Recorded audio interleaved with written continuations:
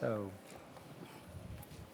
welcome to our afternoon session, which is called Learning from Seymour Papert. And over the past couple of days, we've been talking about learning at the Media Lab. And for many of us, it's impossible to think about and talk about learning at the Media Lab without thinking about Seymour Papert. Seymour is one of the founding faculty members here at the Media Lab, and he really laid the foundation for the Media Lab approach to learning that we've been talking about. As we've talked over the last couple of days about the 4 Ps of projects and peers and passion and play, those ideas really grew out of Seymour's work.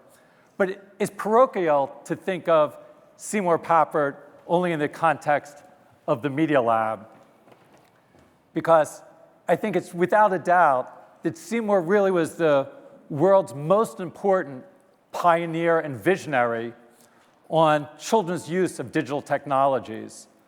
More than 50 years ago, in the 1960s, when computers were still costing hundreds of thousands of dollars, if not more, Seymour already was imagining and planning for the day when everyone of all ages would have easy access to new technologies.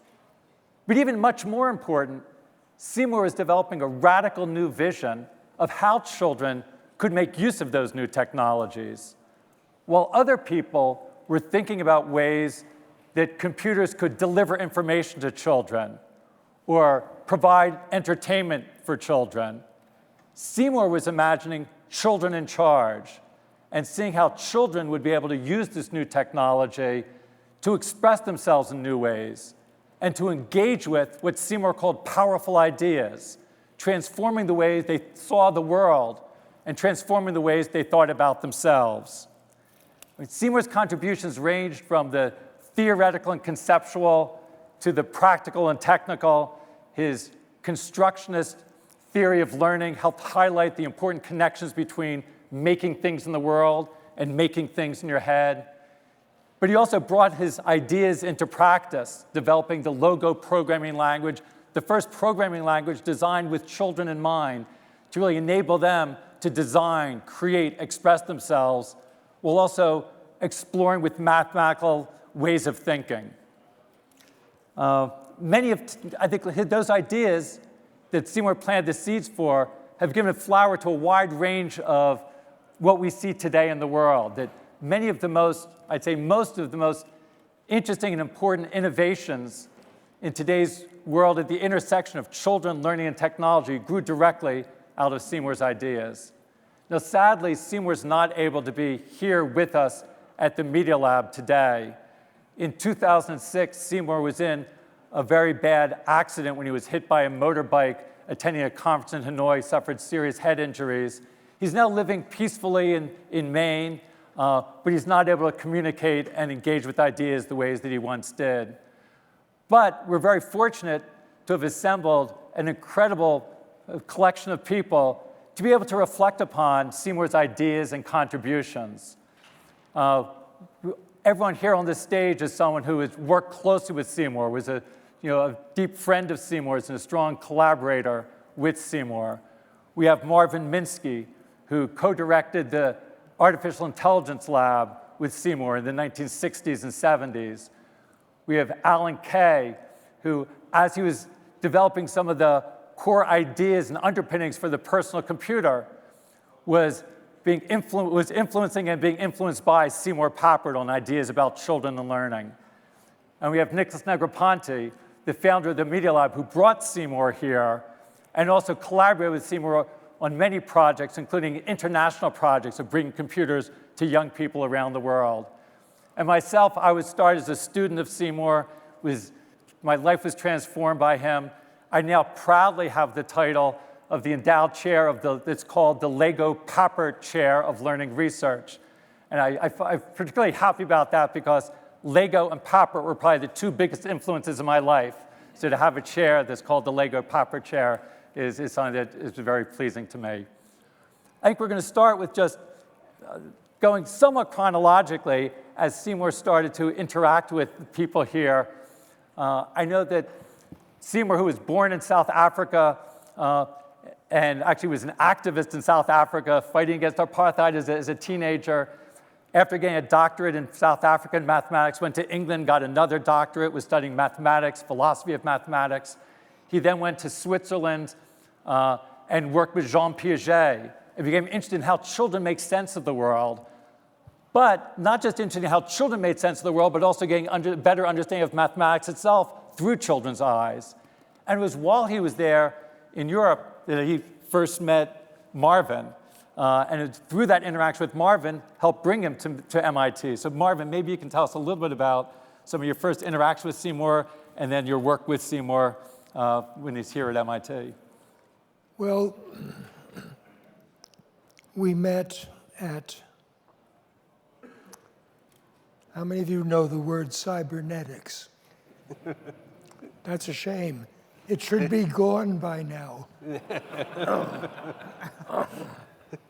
But it had just started. And there was a conference about it in England. And Seymour and I had never met, but we both gave the same paper. And that was sort of remarkable, and I don't remember what it was. But the nice thing about those days is that there was no competition between our generation and the previous one, because all of the professors of electrical engineering and related subjects were building the theory of analog computers. How many of you have touched an analog computer? Oldies. And so when I came to MIT, which was in the EE department, I think. Might have been math. It's a blur. And the professors, all of the full professors virtually knew all about analog computers and virtually nothing about digital computers, with the sole exception of the little handful of older professors who had invented digital computers. And it's a very strange era. And so I arrived there rather young, and somehow I collected the undergraduates, some of whom had already quit MIT, but were still on campus doing exactly what all the registered students were doing, except that they were in charge of the Model Railroad Club, and they had the first digital computers. I guess Wesley Clark was a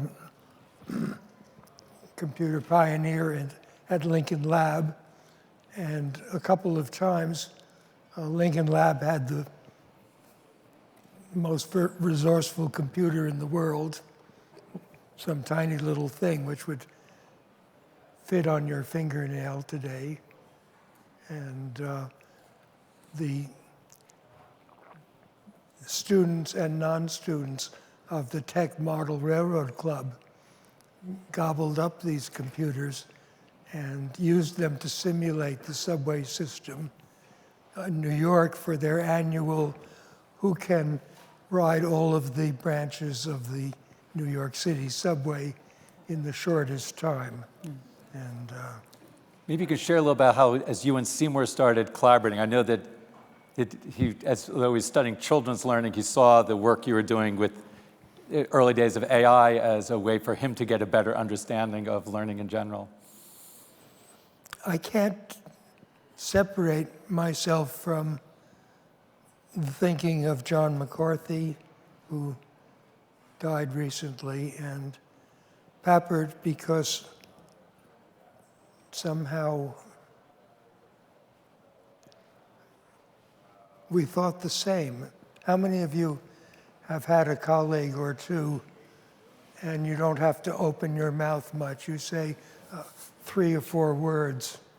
I had one senior person, Claude Shannon, and I remember threading some gadget we were building, and the thing I kept starting it over and over again, it would fall out, and Claude would said, "Oh, you should be able to do that. It's as easy as pushing a string." And my memory is that Claude never talked very much, and everything he said would echo in your head for 3 or 4 days and start a whole new train of thought, because it was a way of looking at something that seemed completely wrong at first, and then gradually you would see it. He had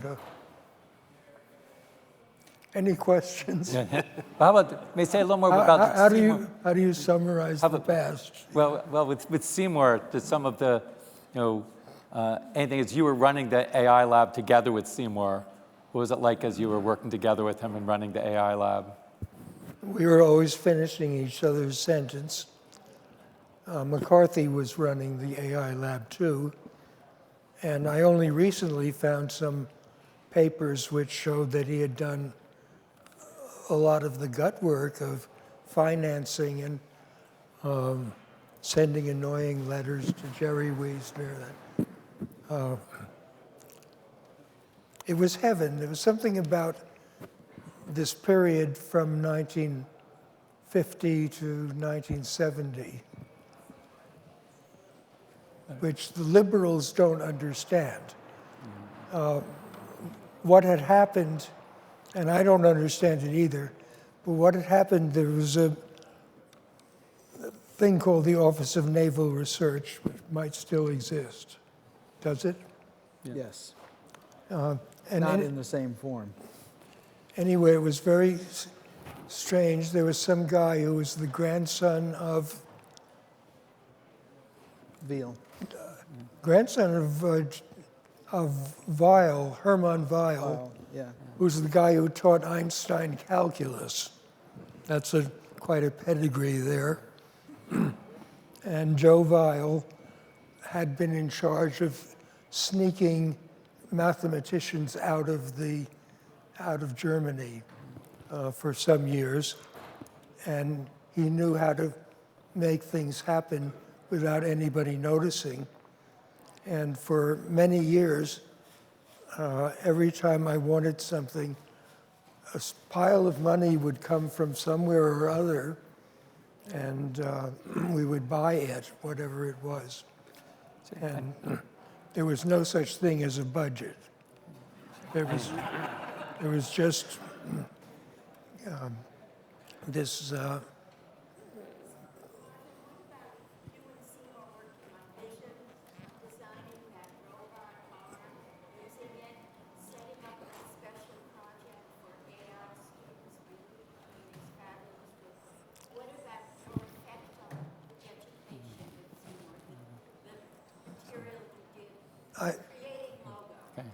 Creating logo. He did that all by himself. Well, maybe this is actually, logo's a good transition, because I do know that in the work that he was doing with you in the 60s and early 70s, sort of using computers to try to have computers be intelligent, he did become more and more interested in how computers could be used to help children start to think in new ways. And that's actually when he first started interacting with Alan and starting to think about some of those ways of using. Yeah, I just want to say one thing, which is that you know how in the old days there were magicians and they could say a magic word and something would happen. And that was the Office of Naval Research. And for about 20 years, or maybe 15, if we wanted something, or if we wanted something to happen, we'd mention this to Joe Weil or someone, maybe didn't even know who. And then this Jerry Wiesner would say, "Oh, I got this note saying you should get this or that." And it was usually about 24 hours between wanting something and getting funding for that thing, which would last say, for the next 7 or 10 years. And by 1980, this had started to disappear, and the great liberal, what's the name from Michigan? Okay. Anyway, the liberals took over from the secret military reactionaries, and the span of a research contract changed from infinity to 7 years to 3 months. And nobody would dare propose anything hard to do from about 1980 to the present. Well, maybe we can shift to Alan to talk about some of his early interactions with Seymour as he was starting to. Well, now I'll actually answer a little bit of what Cynthia brought up. I actually got to know Marvin and Seymour at the same time, but through a talk you gave, which you won't remember, out in Utah in Park City. You were out there, and I think it was early '68, and for people who are interested in that talk, a lot of that talk was used in Marvin's Turing Award lecture, which came shortly thereafter. And quite a bit of it was, as Marvin said in that lecture, he says Seymour Papert's ideas pervade this essay. And the talk in Park City was about education, but it was also about thinking.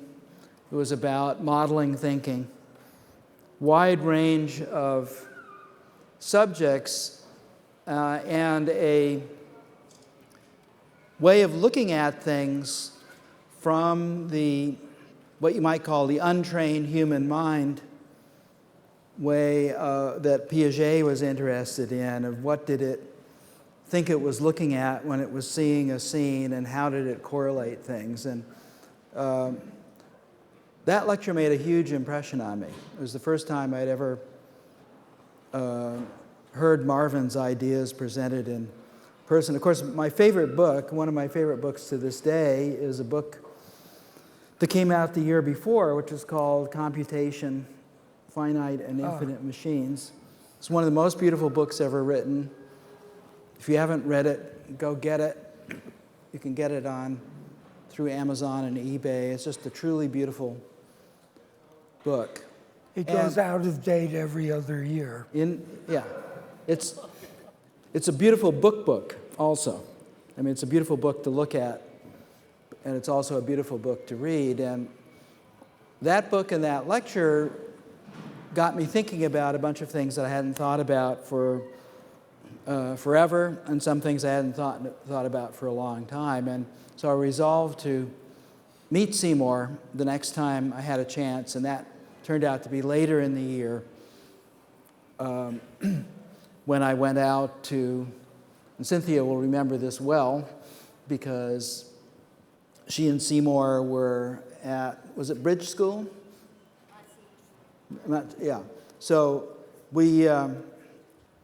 so I spent a day there, and that day, one of my most vivid memories of the day, aside from the astounding revelations that are germane to this forum, was having a conversation with Seymour while he was driving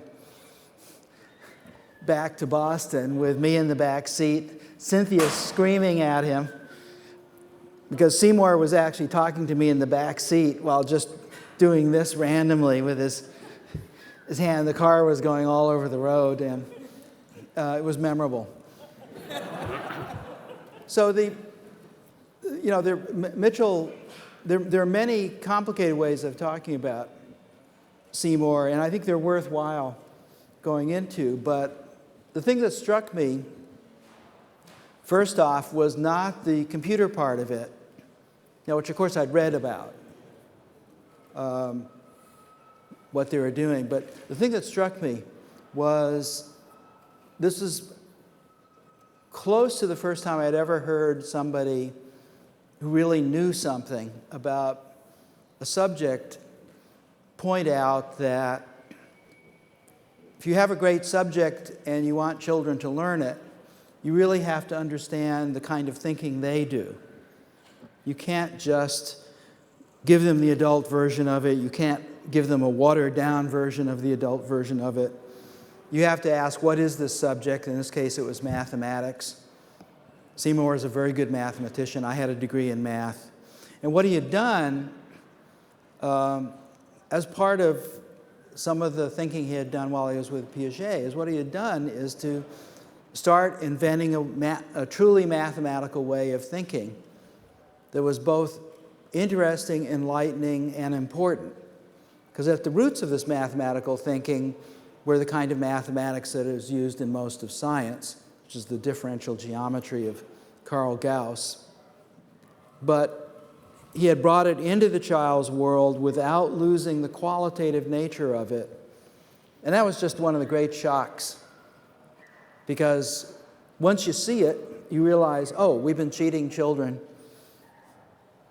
It's all wrong, because here's somebody who has grasped what the essence of it is. The children are not going to be able to invent calculus. It took a genius and 200,000 years for that to happen. But in fact, another genius, Seymour, can figure out a way of contextualizing the important ideas of this so it fits perfectly into the child's world. And that changed my life forever, because once you see that done, it's kind of a duty thereafter to try and make it happen. And then the other part of it, which was a masterstroke, was that part of the reason he was able to do this is because he realized there are a couple of special things about the computer that allow a different way of looking at these differential relationships to be actually put into the child's world in a very natural way. In fact, use the incremental movement of the child's body and the child being aware of its movement. So I came back from that meeting a different person with a different purpose. And I think everything else I could say since then. Of course, there have been many years of fun and profound work with Seymour and with Cynthia and with others who have been infected with this, like Mitchell. But I think that's a good place to leave it for right now. And if there are questions later, I'll be happy to answer more about it. I will say that the idea of the tablet laptop computer came out of that meeting. As I was flying back on the plane to Utah, I was thinking, God damn it, we have to, this is a 1960, we just have to have a children's computer, and they got to be able to carry it out in the woods, and it's got to do this, and it's got to do that, and it should have these services that amplify the child rather than stunt them, and all of those things. So a million things came out of that meeting, but at the core of it was we can teach children really important versions of deep ideas from the get-go, and that's what we should be doing with most of our time from now on. So, now, of course, you knew him before I did. I knew him, but just a tiny bit before you. When Mitch suggested this session, I thought to myself, what would be the most important things for people to leave with? And I think the most important thing is to understand how Seymour thought, because it was very different than most of us. Probably Marvin is the closest, and you're the second closest. I mean, it's a very special way of looking at things. And I remember when Seymour wrote, correct me if I'm wrong, it was the introduction to Warren McCulloch's book. And he wrote, you can't think about thinking unless you think about thinking about something. Now, unpack that, and you realize, wow. And I have used that in almost every day of my life. Those of you who've been in meetings with me, and we say, let's think about fundraising for the Media Lab, whatever the time. I'll say, no, let's think about thinking about fundraising. In other words, let's think about how we're going to think about it. And if you remember just that, you'll see how often over the next period of your life you will go into it, maybe any topic, and everybody thinks about it. Very few people think about thinking about it. So that to me was the takeaway. So now that's kind of giving you the punchline. Unlike a lot of people in academia, you're a colleague and you become a friend. I was sort of a friend who became a colleague. Actually, I knew Seymour and Marvin socially more than anything else. In the beginning, Seymour and I cooked together. That's what we did. We cooked. Lots of dinners, lots of cooking, and always weird things. And Gloria just reminded me that Seymour was smuggling in some white truffles. And how do you smuggle white truffles? Because they smell so powerfully. Well, the answer, and Gloria just reminded me, is a perfect Seymour solution, is that when you're smuggling white truffles, smuggle a Vacherin cheese at the same time. Brilliant, because the cheese is so overpowering, the truffle doesn't stand a chance, and you make it right through customs, because cheese is okay. So that was the sort of person Seymour was, and when in the 1980s, the Media Lab, actually was in 1980, when the Media Lab existed, we were funded, we were set to go, but we had to break ground and build the building next door. And for those of you who are in that building, I want to tell you, even though it's hard to believe, how modern we thought it was, and how, having our own building was fantastic, but it took 4 years, 3 years, a bit, to build it. So I took a sabbatical and went to Paris and worked with Seymour. It was the first time that I was really a colleague to do what was French Center to have been funded with OPEC money, which was to leapfrog human development as we had known it in the world by going through an industrial process and building roads and cement and then building a school. And just leap forward and do it electronically. And that was the early days of, way ahead of its time, the use of computers for learning in developing nations. And one topic I hope that we can get into is, oh yeah, thank you, that is Seymour in Senegal in, I want to say, 82. And the kid in front of the computer did not speak English or French and had no problem using logo, or for that matter, talking to Seymour. Kids spoke Wolof, and Seymour spoke Seymourian English. But maybe we can use part of the discussion to frame the terrible direction that education is going in today and getting worse and worse and worse. It's a calamity because Joey and Mimi touched on it. Education is something you do to somebody, or it's a noun, it's something you have.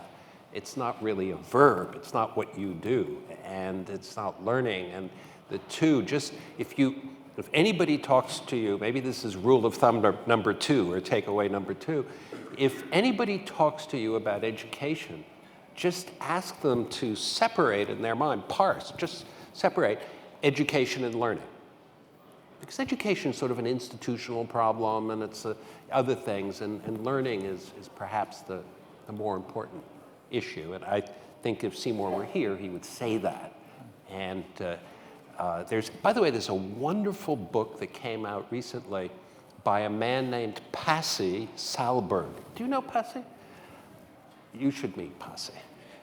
He's Finnish, and the name of the book is called Finnish Lessons, with 2 N's. And he basically describes education in Finland. And if you believe in things like the PISA test, which I don't think too many people in this room do, but it kind of says something, there's this outlier country that has done better than all the others, and it's Finland. And guess what? In Finland, in primary education, elementary, or up to 12th grade, no tests, no homework. Start school at 7, shortest days per year, shortest hours per day. Huh? And they're off the charts? And Passy's book is about why. We've instilled this competitiveness into learning. Competitiveness is the root of almost all evil in learning. And there are well-to-do parents that force their kids to compete on this stuff. And they lose the love of learning because of this competitive thing we've thrown around it. So, and Passy has evidence, which is kind of nice. We never did. Yeah. We had anecdotes. Which was in Seymour's spirit. Yeah. Maybe if this photo is from 1982, Yeah. that happens to be the year that I first met Seymour. So it's a little later than all of you. At the time, actually in college, I'd majored in physics, but I decided not to go on in that. And I worked for a number of years as a science and technology journalist, writing about high-tech companies. And I was covering Silicon Valley for Business Week magazine in 1982. At the time, there was an annual event called the West Coast Computer Fair. I'm sure Alan remembers it. It's a little bit of the early day version of what today is the Maker Fair. It's in the same spirit. So there's a collection of ragtag people of doing all sorts of different things with early personal computers. And I went to there, and Seymour was giving a keynote address. And I went to listen to Seymour's keynote address, and listening to Seymour literally changed the trajectory of my life. In fact, that was in early 1982. I happened to be in Paris in the summer, and he invited me to come visit the Centre Mondial. So I did visit there in the summer of that year, and then decided to come, and I got fellowship to spend a year at MIT. And it was supposed to be a year at MIT, 1983, 84. You're still here? And I'm still here. So that year, I started working with Seymour and started to see the world in new ways because of my working with Seymour. And I think one thing I think connects with what you've already been hearing is the way of Seymour. And again, as Alan was saying, it was not so much about the technology, but ways of thinking about learning. And for me, Seymour, when I think of Seymour, I have to think about learning. But Seymour was just in love with learning along all the different dimensions. He loved understanding it. He loved supporting it. He loved doing it. So with understanding it, if you see Seymour in a classroom working with kids, he would always be, pick out the most interesting things the kids would do. If you talked to Seymour afterwards, he would say, "Did you see the way that they did that?" And you would, be aware of the way that they were sort of changing their ideas about things as they were building with Lego bricks or working on a logo project. And he was always trying to rethink his understanding, both about how children learn, but also about the nature of knowledge itself and new ways of representing different areas of knowledge. So Mitchell, there was a long period where Marvin and Seymour together thought of ways of introducing understanding and enlightenment of physical principles. Yeah. Like when you remember this one, Marvin? When you spin a bike tire and you go like that, why does it go the other way? So that was a thought, and they did many, many of those thought experiments to get it down to a place where you could see the phenomenon. And many of those were, in this case, it was just thinking of what happens when something moves downward and you want to move it over here, and it goes down here because you can't move something from one point to another. You can only change its speed. And that also connects for me. As Seymour was understanding ideas through that, it was also his way of supporting learning. And even though Seymour liked Piaget, and Piaget was, people say he said things like, every time you teach a child something, you deprive the child the opportunity to learn. And I think Seymour would say things like that. On the other hand, Seymour was a masterful teacher. He was one of the greatest teachers ever. But of course, he would not be a teacher of standing up and giving a lecture in front of the children, but he would have little exercises like this. He was an enlightener. Take a look at this. And yeah, he was one of these guys who could put it out there, and Marvin too. I mean, these things were part and parcel of thinking about things in their most elemental terms, without any bullshit, and using the simplest rather than the most complex ways of thinking about it. It's like if you could really do... And usually an activity. This is where It's not just a better explanation, it was an activity. This is where your thesis came from, because if you could do everything with particle systems, you don't actually even have to introduce the idea of energy for a long time, because you've already got it manifested in the moving particles. When I do think that connects with Seymour's supporting learning is partly through sort of clever examples, but also the use of media. Yeah. And again, my dissertation was about a system to let people explore complex systems, so you could explore the behavior of an ant colony or a bird flock. And for me, what I learned from Seymour was, and I do think this is why Seymour fits so well at the media lab, he realized that media affect the way we make sense of the world. You give people finger paint and they start thinking about color in different ways. You give people mittens and they start thinking about symmetries.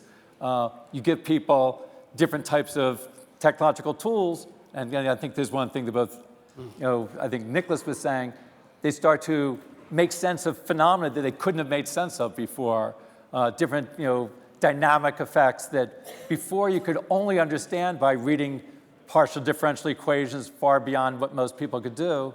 But with the computer, they could start playing with those phenomena. So you could call them, if teacher has been ground into the, ground as a term, you could call him an understanding enabler. Yeah, yes. Because he really was. Yeah. And I think that's the... If he remembered to come to class. Yeah, but that's okay. Then you could do other things. But we used to say, if we could only store Seymour on the disk packs, Right. Yeah. we would have no trouble putting logo and star logo out into the world. And in addition to supporting others' learning, for me at least, Seymour was one of the most incredible learners of all time. And I think I've never known anyone who's both as playful and serious about learning at the same time. Because you'd always be tinkering. You'd be in any situation, and you'd always find something you'd start tinkering with to try to understand it better, often ignoring the things he was supposed to be paying attention to. And through that, he would come up with sort of new ways of understanding things, but he was always exploring the world around him. He was kind of like a circus performer. But talking about circus, Marvin, didn't you and Seymour try to learn how to unicycle? Well, juggling for sure. Juggling is not dangerous. I never got very far. But Seymour he was not scared to fail. He would try these things, and he would always be experimenting with a new way of trying to do, whether it was riding a unicycle or juggle or solve a differential equation. He was always looking for new ways of doing things. Of course, we had the model of Shannon, who juggled while riding a unicycle on a tightrope. Yeah. It was scary. Yeah. Well, now you have to give us the punchline. Did he survive? He got tired of it. Oh, okay. Well, that means he survived. Maybe just actually, I think it's good to have people hear Seymour talking a bit. So I did pull up a video. So this is a video that I believe was from 1986. It was shortly after I arrived at MIT. It was right around the time where Seymour had just come back from Paris, from the Centre Mondial that he had worked on with Nicholas. And when he came back here, and again, you have to remember the time, he started a project in a Boston public school, and it was called the High Density Computing Project. Because at that point, if a school had a computer, it was one or two. So Seymour took an elementary school and just filled it with personal computers so that everyone could have one. Seymour liked to say that you can't have a whole class learn anything by sharing a pencil. You shouldn't expect them to share a computer. So he took a school and put in lots of computers so everyone could have one. It's also right around the time that we started collaborating with the Lego toy company, because it wasn't going to be just a place where kids would do things on the screen, but to connect to the world. And one of my first projects working with Seymour was connecting Lego to the computer. So connecting Lego to the Logo programming language Seymour developed, so kids could build out of Lego and then build programs with Logo to control what they built out of Lego. So it was really building on Seymour's idea that the best learning happens when you're designing and building and creating things. And this was two types of building in the physical world and building on the computer. So sort of bringing those together. So this video is when we were, long before there was any product out in the world, we were doing the early prototypes of this Lego logo at at that elementary school, is a public elementary school in Boston, where they were trying out these ideas. And you'll hear Seymour talking about these early ideas about combining Lego and Logo. And then you'll see one of the fourth graders who's doing an early experiment with his prototype. Lego Logo project is one in which children build with the construction set Lego and then interface their construction to computers so that they can control them. The children are learning to program. They're learning important ideas about motion, about feedback. They're learning principles of engineering design.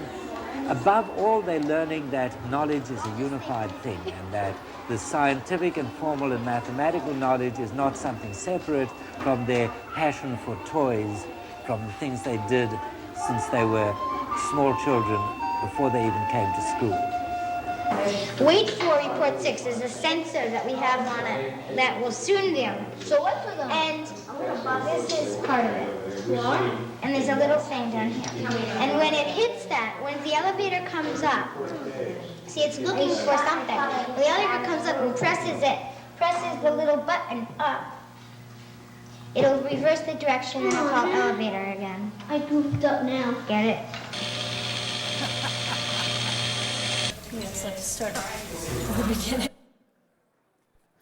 That's a good one. But even for me, that short clip of Seymour talking, he said a lot in 20 seconds there, because I think some of those were common themes that we'd often hear from Seymour, the combining of the sort of the mathematical with the personal, of sort of connecting with the motion of your own body, as I think Alan was mentioning before, about sort of building on the things that you'd have, the intuitions of your own body, and connecting that to learn. The learning new ideas. He talks about feedback.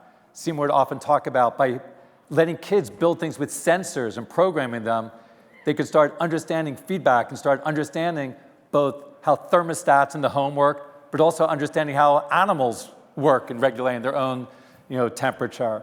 So by building these things in the world, children had a new lens for understanding things in the world. And I think this connects to, I know, one of the points that Alan has always emphasized from Seymour. Seymour, in the subtitle of his book, Mindstorms, the subtitle was Children, Computers, and Powerful Ideas. That book came out in 1980.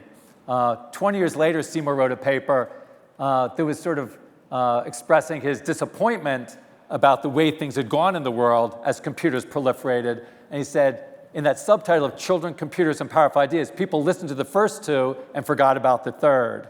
That they did have children start using computers, but they didn't engage with powerful ideas. That Seymour had this sense that if we design things the right way, they can engage with ideas like feedback that usually weren't taught until university, but they can start thinking about those ideas even at a young age. And I remember one of the reasons that happened is the course of history. It's not just that people had better ideas. But in '68, what I thought his most powerful idea was that if kids learned how to write computer programs, the act of programming was a very good approximation of thinking about thinking. And since programs never worked and you had to debug them, the debugging was the excellent approximation of learning about learning. And so I thought, I don't know about you guys, but I thought that everybody would be writing computer programs. But what happened over the next 20 years, no fault of Seymour's, is that people appropriated programming, whether it's Microsoft or somebody else, to make apps that you then use. So everybody becomes a user, not a maker. Yeah. And so we went through this period where it's just totally glorified on the iPad, where you use apps galore, and the act of making programs in general fell off the table. And now people call it coding, and it's kind of, coding used to be the thing that was kind of the junky part, but they mean programming. And I'm not sure. Well, they want to mean programming. They were always willing to settle for less. But part of it was the course of history, and maybe now we can get back into some of those basic ideas. Well, I think one of the things that I certainly misunderstood, even as I kind of worked out a model to try and understand why a large percentage of the population wouldn't decide to do something if it was a good idea. And I'd noticed that there was a small percentage of people that, if presented with a good idea, were interested in the idea, would often change the behavior. But most people were not so interested in whether it was a good idea or not. In fact, they looked to other people around them to try and see whether it was a good idea. And I traced that back to a very simple two-dimensional model, which should be fleshed out more, but in a short talk, the two dimensions are really interesting to consider. One of them is that our species is primarily what is called instrumentalists. That is, we're interested in goals and carrying out those goals. We're mostly interested in the fulfillment of the goals. And only about 5% of us are interested in ideas and tools on their own merit. So when new ideas and tools come along, most of the human race rates them on how they will contribute to their current goal, not whether it brings up a new goal. Then the other dimension of it is about 85% of us look to others for our main motivation for doing things. It's called extroversion. And about 15% of us are more interior. And if nothing that says that these are independent dimensions, but if you suppose they are, only 1% of the human population is intrinsically interested in ideas and tools and does not look to the outside for confirmation. And 80% of us does look to the outside and wants to conserve the current goal structure. And I believe a lot of the inertia in very reasonable save the world projects is completely stymied by the decades that it takes for the 80%. In fact, I used Mitchell's, remember you did this. Excuse me. I don't know how to sneeze with the microphone on. I should have turned it off. Can you really be trusted with that? But Mitchell had in Star Logo, he had a forest fire simulation, and it requires you to have at least 65 or 66% trees before and if you think of the fire as an idea, that models the 80, you have to have almost everybody agreeing in something for the 80% to decide to do something. And then it happens. And this takes decades. Like people have looked, how long does it take before it's okay to wear your baseball cap backwards, or girls show their belly buttons? And there are always outliers, but for it to become a cultural thing takes many decades. And I think this is one of the biggest, it was the problem with, because if you look at programmers today, and also ask yourself, now let's see, what is the largest group of unenlightened people I've ever met in the world? How about programmers? They get absolutely no good effect from being instrumental, because all they want to do, and they get nothing out of debugging because all they want to do is get their program running. They do not want to understand even how to do a better program. They're trying to get done. And what Seymour wanted was something in which it was the process of being reflexive about, this is where your multiple thinking about thinkings about thinking come in. That was the process that has to be, I think, moderated by the environment around, because children are quick to try and take action. And what I think the role of adults in child's learning is to actually help them slow down and pay more attention. And Seymour would do this frequently. He'd have the children do things, and then he'd have them do it again slower while they were thinking about what they were doing. And I think that's a key thing that got missed from the Seymour era to the use of children and computers today. Well, I think getting people to reflect upon it. I love Nicholas's example of the debugging, and it's a great contrast to the instrumental, that it doesn't really matter what you're programming, but if you focus on the activity of debugging, you then apply it to other things. It doesn't even matter if you're getting your computer program to work. It gives you a different lens for seeing things in the world. But I think being interested in debugging rather than thinking of it as a chore is a meta thing you have to pick up for most people. Yeah. Well, in fact, if your program works, then you look at it and say, is that all? Yeah, exactly. So you- Well, I think in the early days of New York, when there was an early logo project, they discovered that the kids were good spellers. They were the best spellers. And people said, what's the connection between computer programming and spelling?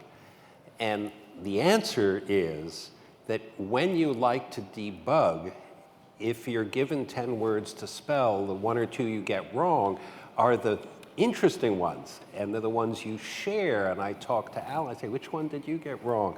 And you say, oh, I got this. And I say, oh, you didn't know it was I before E except after C? Oh, no, I didn't know that. So, whereas when I went to school and got spelling errors, it went under the carpet.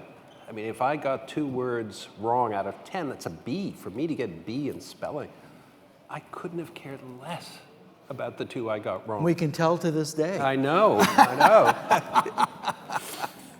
But that's a very important, because it's not just debugging per se, but it's the interest in bugs. Yeah. But I do think in Seymour's later years, this idea of sort of changing the culture to support these ways of thinking was a big part of what he was interested in. But it's a big challenge. It's, it's a much harder problem to tackle than just making the programming language, but trying to rethink the culture. Yeah, because in order to change a culture, you actually are destroying normal. And people hate it when normal is attacked. I think that's the problem, is people think of what's going on as being reality rather than the current set of beliefs everybody is currently going by. And so they feel much more locked in to what is going on rather than seeing it as something that could actually be tinkered with. So let me ask you two, so we know what Seymour Papert did 50 years ago as computers were just starting to be thought of getting out to the world. So if the Seymour Papert of today, if a 20-year-old Seymour Papert today, what would he be working on and what would he be trying to do? Well, I think can you spin something out of, I think Seymour would be very interested in Finland. Yeah, but in other words, I was wondering if you were looking for an answer like I wasn't synthetic looking for anything. biology. I wasn't sure. In other words, would he, is that like plastics and he'd be doing something completely different? Could be. In other words, would he be? But I don't think so, because I don't think it would have been the latest scientific trend. Because I really think learning was so much at the core that we wanted to do something that's going to engage people in learning in new ways.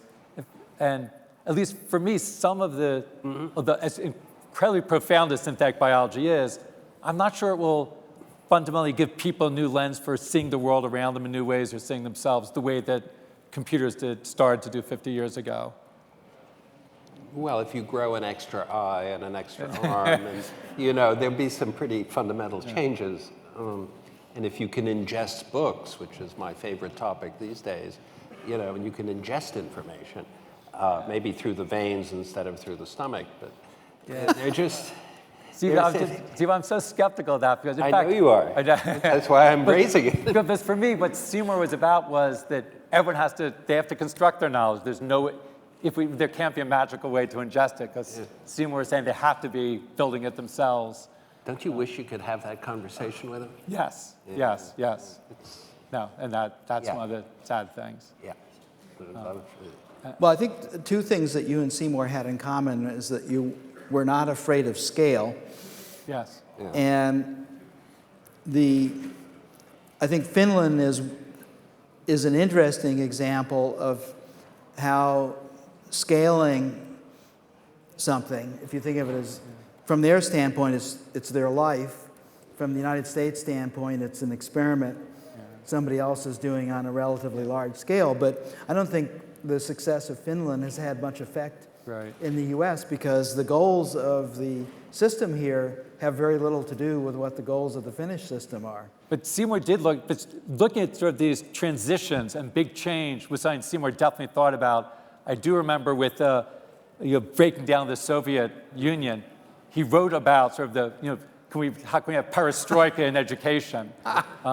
And he tried to look for models where there was this radical change that would happen. And of course, it would build up over time. But I think he would feel that right now we're building up over time. he would certainly agree with what Nicholas said before. The education system has been stagnant. It hasn't been changing and is caught up in It's been ways of getting the worse, past. actually. That's the Again, point. yes. It's been getting It's worse. based on old models. Although I think Seymour would say that the culture is building up a need for change. And I think he would make the analogy when he started to make it back then, that there was building up the seeds of change were there that ultimately led to a sudden change in the political system. And he would always be believing that there was going to be a sudden change. Now, the timetable for that, he was often wrong because he often would predict what would happen sooner. But I think he would still be optimistic that the forces of change are still building and there'll be a radical shift at some point. I think everybody who's still in this game, Mitchell, is optimistic. Yeah. Right? Otherwise, why bother? Yeah. Yeah, and I think it's needed. I think the Soviet Union, the perestroika thing, we're starting to find out what a big mistake, what a thing the United States did not learn from the Marshall Plan in World War II when the Soviet Union broke up. We failed to make them an ally, as we did with Germany and Japan, with American money, and we had the wrong administration in there, and they thought the goal was to win something rather than to create a system. And we're seeing the fruits of what wasn't done back then also. And I think when you try to break up any large system, you still have to, you're going to basically get something like the activities that are anti-civilization unless you provide some pathways. Well, and Seymour did talk about should it be by evolution or revolution? I mean, again, don't take it too literally of armed revolution, but should it be this sudden change or could it be done by evolution? And I think Seymour would go back and forth on that. Yeah, I think we of all whether would. Because depending on how he was feeling or who he was talking to, he did a lot of work inside the system trying to make things happen by evolution. Yeah. But so he did spend a lot of time trying to evolution. We all have gone through these sideways of realizing, well, we just have to help the schools, and at some point, there's enough despair sets in, usually not from working in an individual school. Those usually work out okay. It's what is above, and then there's this thing of, God damn it, we just have to make the internet work better. We have to put Seymour out on the internet but then we have the problems we're competing with media done by experts that has nothing to do with civilization. It has to You do could with make a entertainment. huge impact, sudden, on education in the United States, a really good one, by just eliminating between now and September age segregation. And we don't do it. Why? Well, the best, Age segregation. The fact that we have second graders, Segregating. third graders, that children of different ages don't get to work no, together. I think that would be, It is so stupid. Actually, I'll tell a story that I heard from Marvin. So I don't know if you remember this. I did learn this from Marvin. Because I once heard Marvin say you're on the spot, Marvin. that he said that you would have children be in second grade, and they'd spend all year interacting with second graders, and they became really expert at interacting with second graders. They became really knowledgeable about how to interact with second graders. The next year they moved to third grade, and they never got to use that knowledge because they never got to second grader again. Yeah, and there are many, Marvin has had many versions of this, but pointed out the best thing that any child can have is an adult friend, because that's where they're trying to get. Remember that one? And so, because that's the world we're trying to help them enter in a variety of ways. And so, and I have to say that in the last 40 years, the 2 or 3 of the best schools I've ever worked in did not have age segregation. They tended to group the children by, kind of a developmental level. And it's one of the reasons a lot of outside of school activities work so well. They usually aren't segregated. You have kids of different ages working together, learning from one another, sharing with one another. Have you tried an adult friend? They're awful. Actually, I see we're getting nearing the there. end. So actually, I'm going to take the moderator's prerogative to tell a final story of my own. So Just make it good. Well, you'll be the judge. So it was a few years ago, I was giving a talk at this conference. It was the Interaction Design and Children Conference. And I was talking about the work I was doing here at the Media Lab. And most of the people in the audience found it interesting work. But there was someone in the question and answer period who stood up and asked in a very critical way, in a very argumentative way, said, wasn't Seymour Papert doing these same things 20 years ago? Wasn't he trying to do these same things 20 years ago? And he meant it as the ultimate criticism, and I took it as the ultimate compliment. And I simply said yes. And to be honest, I think the things that Seymour was trying to do were deep enough and profound enough. There are things that we can continue to work on for the next 20 years as well. And I'll be proud to continue to work on the same ideas and the same goals that Seymour had for the rest of my life. He set out such a vision that it's worthy of all of us to continue to try to bring Seymour's dreams into reality. Bravo. Good story. Thank you. Very nice. Nice way to. So I think we're now going to move into the open house. So the labs will be open again from 2:30 to 4:30, and then there'll be unconferences again, from 5 to 6 and 6 to 7. So enjoy.